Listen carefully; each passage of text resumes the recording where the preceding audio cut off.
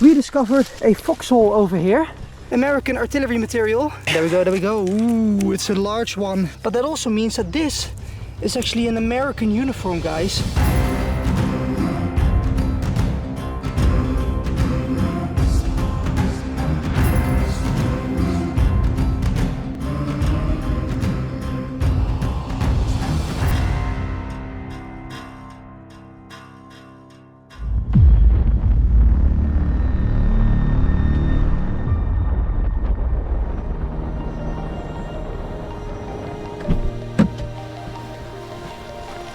Good morning. Join me in this beautiful pine forest on the western front of the Second World War. We're in the Battle of the Bulge area. We did some research and found out a potentially nice spot to carry a lot of World War II history still. So we're gonna check that out. Look at this beautiful forest over here. And what's even more beautiful, that literally everywhere where we look, foxhole, foxhole, foxhole, more foxholes over there, over there, over there. The American army was defending this front line, and well, they were with a lot of men, I can tell you. So yeah, let's see what they left behind. Let's dig open some foxholes, swing the metal detector around and see what we can find. Found a nice spot to drop our bags. Let's get going. And there we go, all set up. Beautiful weather still. Really wonder what this day is gonna bring.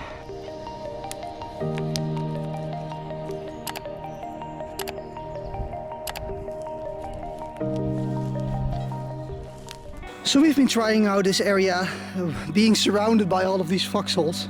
Well, my buddy over there in the back actually just dug up an M1 Garand live round, so that's the first trace of the American activity. And right here, in between all of these foxholes, I just dug up my first American find of the day. And as you can see, oh, it's a nice one. This is an American coffee ration bag.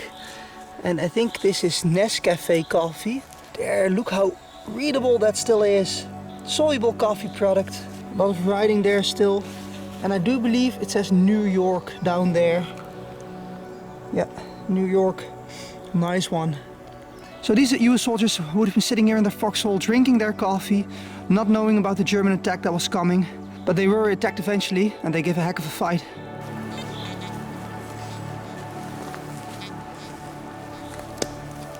Close to where I found that coffee bag, I found another interesting spot over here, and as you can see, I dug up 1, 2, 3, 4, 5, 6 coins, and I believe these are Belgian wartime coins.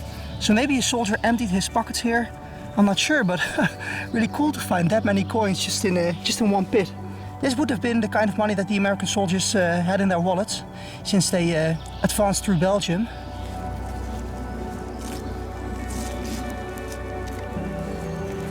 Yeah, this is such an interesting area. I'm digging in a foxhole again, and literally almost in every foxhole there's World War II relics. Mostly from the American army that was stationed here. So here's just a small wrap-up of what I found in this foxhole. This is orange juice powder. I think this is coffee product. American M1 Garand casings. This is again a Belgian wartime coin. And I believe this one is from 1939. Right, let me just walk you to my excavation site over here. I just found something interesting. I just pulled out this cap. It's a very loud signal. It's marked with an I and it says guide. And I'm not really sure, but I think this could be a blackout cap for maybe a tail light of a military vehicle. I will Google search that and see if I can find it, but that's a really neat find. Obviously the troops didn't want to get spotted while moving around at night, so yeah, it makes sense that they would be using these. This is a blackout light for a Willys Jeep.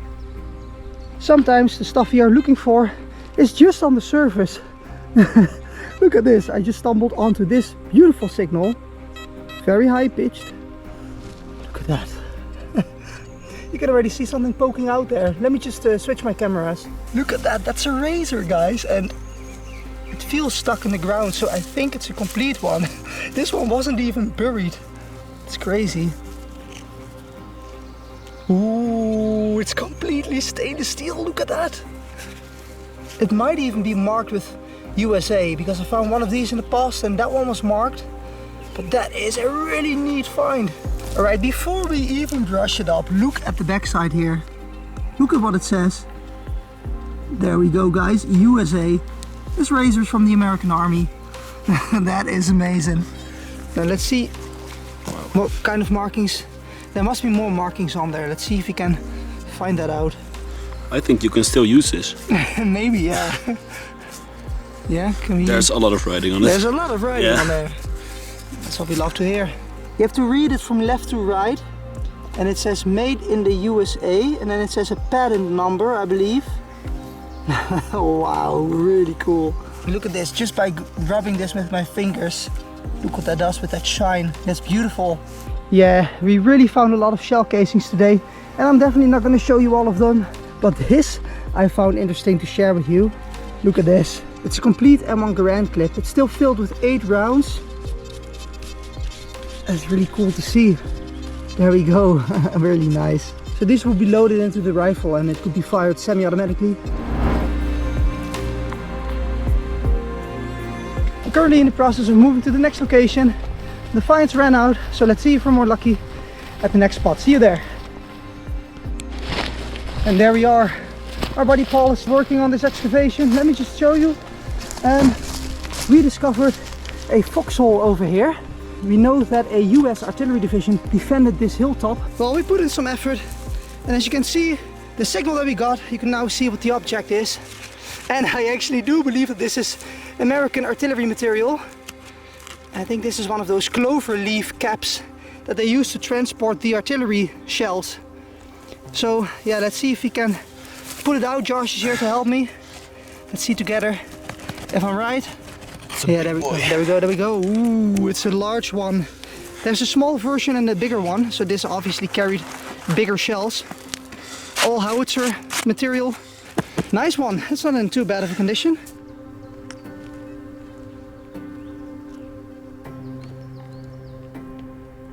So as you all know, the Ardennes offensive, the American soldiers were dug in for quite a while. They had foxholes on almost every hilltop, and this is one of them. And right next to this dugout, I got a very loud signal against this tree there. So I started digging, and the first things that I picked up were these fabric parts. There weren't really any buttons on them, so I was already figuring maybe this is a uniform, but where are all of the buttons? And is this German or is this American? I don't know. So listen with me here. I'm trying to dig up the signal. Okay, there's something there for sure. But look what my eye just got. Look what I just popped out of the soil here. And the interesting thing here, guys, this is not made from metal. This is made from bakelite. And it's an American overcoat button. That's the winter jackets that they had on them here in the Battle of the Bulge. So wow, really happy that I picked this one up. It's not even made from metal, like I said, so that was a really lucky find. But that also means that this is actually an American uniform, guys. So we gotta look really careful for all of the other buttons since they are non-metallic. And I'm really curious what's going to be down there in that hole. Yeah, I don't see them too much, those bakelite ones. Usually they're made from brass, I believe. You can still see the eagle. Yeah, there we go. That's really nice. A really nice find. Love that. It's good to be back in an area where the US Army fought, and we can share some of that history with you. Alright, so I dug a little bit further in that hole, and it will not surprise you, I think. The next find to pop up is another button, small one, and it's also from the American uniform. There we go. Oh, wow, and that's a really neat one again.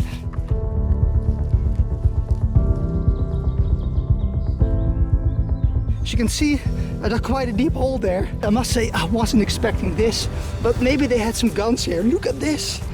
It's a brass casing. This is not bad. We can make that pretty still. Look at that original goldish brass color. And it's getting some of that original shine back.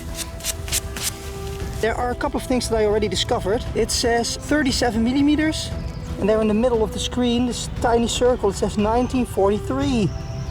Maybe they had some field cannons here pointed at the front lines where the Germans were. It appears this stud is right, as the shell casings originate from a US M3 anti-tank gun. And this is going to be another exciting moment, I promise you. So I got a very loud signal here, very high pitched. So that's usually a copper signal. First things to come out are some porcelain bits. But more excitingly, look what's down here. You see that? You see that brass? That sure looks like to be a very big shell casing. Bigger than the other one I just found. So we're gonna excavate this. I am not sure if we have movement already, and I definitely do not want to damage it. Ooh, you see that? There is movement there. You ready? Ooh, complete and undamaged fired shell casing. You don't find those too often, those brass shell casings, so they're really cool to find always. And in this condition, you can get that gold shine back. I really wonder what kind of cannon it is. Let me just grab my brush. Just for comparison, this is the other one we found. And now we found this one. Yeah, that writing is actually very clear already. I think it's a 75 millimeters shell case, and it's American. I think it's American. There we go, the writing is very clear. 1942 75 millimeter M18 field gun. The US 75 millimeter gun was primarily mounted on tanks, meaning that this shell was most likely fired by a US Sherman tank. That's awesome, what an awesome find. Right guys, it's always an exciting moment when you've dug up a beauty from the Second World War and you check if the hull is empty. What do you think, the hull is empty? I bet there's gonna be more. It's so exciting. Let me just grab my pinpointer. You can hear with me.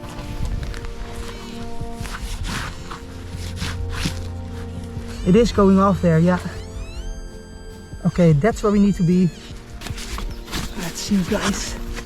Oh, I see something there. There is another shell casing there, guys. You see that? There we go. Oh yes. That is the second one. Let's put it with the other one. What a beauty. What a great day. We're having fun.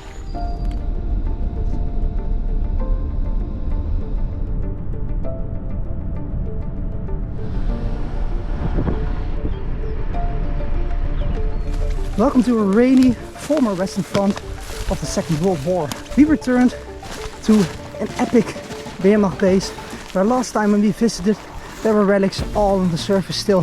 Coca-Cola bottles, badges, name tags, you name it. So we returned a couple months later.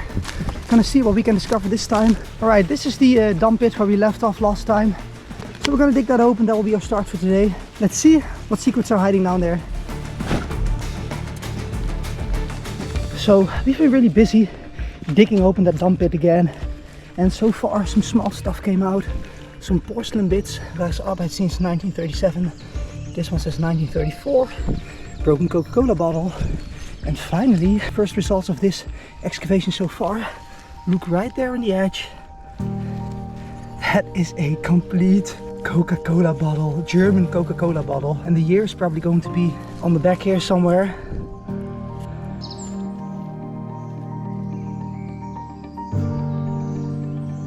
Here, look at that.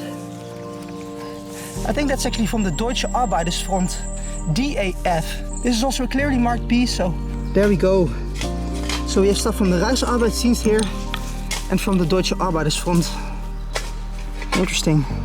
I was just running to grab my camera because there's more porcelain coming out and we might have a complete one here, so I wanted to do this together. I'm not sure, I haven't seen the entire thing, but there seems to be a small dish. Porcelain dish. It's really complete, guys. Okay, let's turn it over. Ooh, yes, it's marked with Rijksarbeitsdienst. There we go. Rijksarbeitsdienst 1937. What a beauty. Having a great time here. What a great excavation.